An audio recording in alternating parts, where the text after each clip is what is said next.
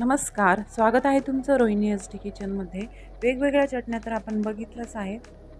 उडदाच्या डाळीची कोरडी चटणी आणि गव्हाची चटणीचा पूर्ण व्हिडिओ बघायचा असेल तर माझ्या चॅनलवर मी दोन्ही व्हिडिओ अपलोड केलेले आहेत, ते नक्की बघा आणि एकदा रोहिणी एस टी किचन या चॅनलला नक्की भेट द्या। तर आज मी बनवणार आहे टोमॅटोची ओली चटणी। कमी तिखट टाकून लहान मुलांना खायला देखील ही चटणी छान आहे। तसेच ब्रेड किंवा चपाती सोबत पण ही चटणी छान लागते। आंबट गोड आणि थोडीशी तिखट लागणारी ही चटणी कशी करायची चला बघूया।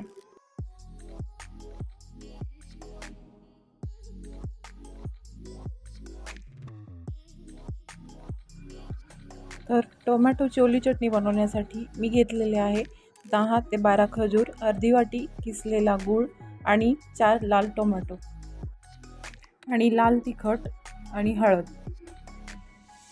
आपण घेतलेले टोमॅटो पाण्याला उकळी येईपर्यंत एका पातेल्यात उकळून घ्यायचे आहेत।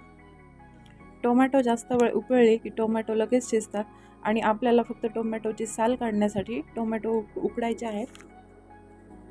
पाण्याला उकळी येईपर्यंत मी खजूरच्या बिया इकडे काढून घेतल्या।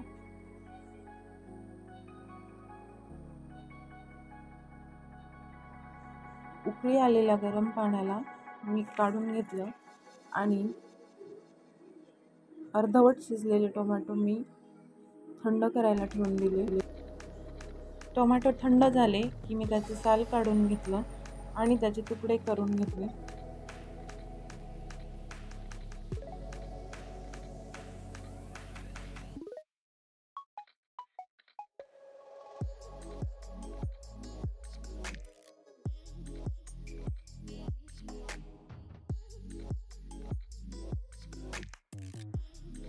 टोमॅटो चिरताना मोठ्या मोठ्या फोडी राहू दिल्या, कारण चटणीसाठी त्याला बारीक करायचं आहे। त्यानंतर त्यात खजूर आणि गूळ आणि लाल तिखट टाकलं आणि थोडंसं मीठ टाकून मिक्सरवर याची पेस्ट करून घेतली। थोडंसंही पाणी न टाकता हे वाटण बारीक करून घ्यायचं आहे।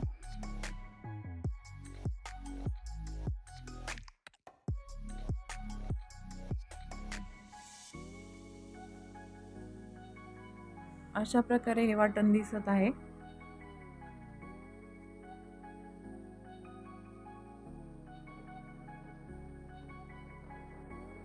ही पेस्ट करून झाली की गॅसवर पातेल्यात चमचाभर तेल टाकून घ्या।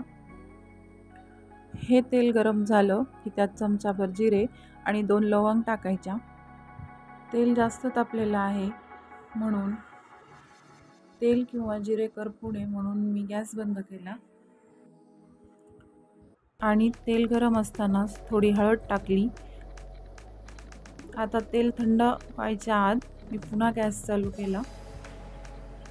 तेलामध्ये हळद चांगली मिसळली की त्यात आता हे मिश्रण टाकायचं आहे।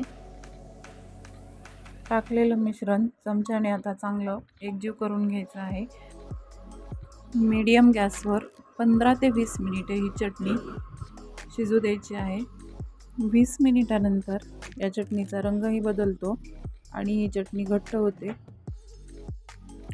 ही चटणी थंड झाली की काचेच्या हवाबंद बाटलीत ठेवून द्या, म्हणजे ती जास्त दिवस टिकेल।